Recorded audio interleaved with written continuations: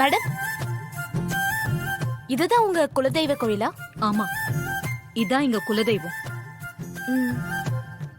எந்த ஒரு நல்ல விஷயமா இருந்தாலும், இந்த மாதிரி சுப நிகழ்ச்சியா இருந்தாலும் இங்க வந்துதான் நாங்க சாமி கும்பிட்டுட்டு ஆரம்பிப்போம். அப்பதான் எங்க எல்லாருக்குமே திருப்தியா இருக்கும்.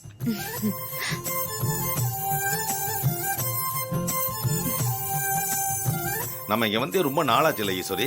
ஆமாங்க, வீட்டு பிரச்சனை தொழில்னு இந்த தடவை ரொம்ப நாள் கழிச்சுதான் வரும். அம்மா, போன தடவை இங்க வந்து சாமி கும்பிட்டுட்டு பொங்கல் வச்சு சாப்பிட்டு போனதெல்லாம் இன்னும் என் மனசுல அப்படியே இருக்குமா? ஆமாமா, அந்த ட்ரிப் ரொம்ப ஜாலியா இருந்துச்சு. நம்ம இனிமே அடிக்கடி இங்க வரலாம். வந்துடலாம், கவலைப்படாதீங்க. மா வணக்கம்மா. வணக்கம்யா. வணக்கம். நல்லா இருக்கீங்களா? நல்லா இருக்கும். நான் சொன்ன மாதிரி எல்லா ஏற்பாடுகளையும் பண்ணிட்டீங்களா? எல்லாமே பக்காவா ரெடி பண்ணிட்டேம்மா. வந்தீங்கன்னா பத்திரிக்கையை வச்சு பூஜை ஆரம்பிச்சிடலாமா? எல்லாரும் வாங்க. வாங்கம்மா. வாங்க.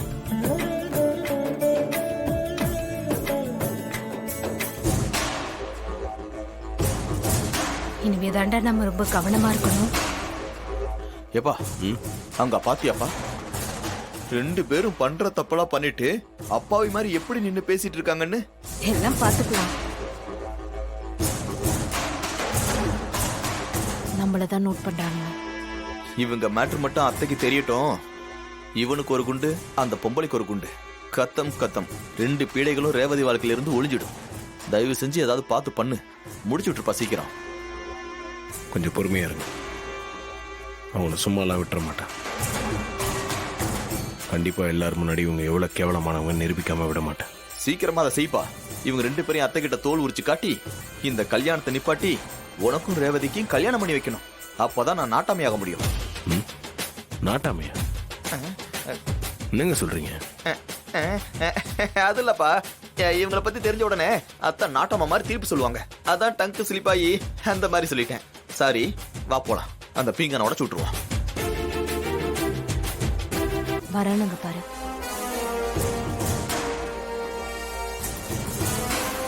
என்ன டிரைவர், நல்லா இருக்கியா?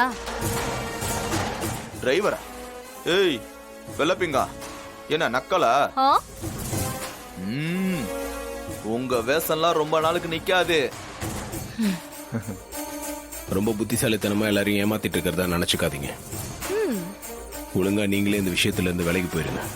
இல்லைன்னா 2 பேரும் ஜெயில கம்பி எண்ண வேண்டியிருக்கும். என்ன மிரட்டி பாக்குறியா? உன்னால முடிஞ்சதை நீ செஞ்சுக்கோ.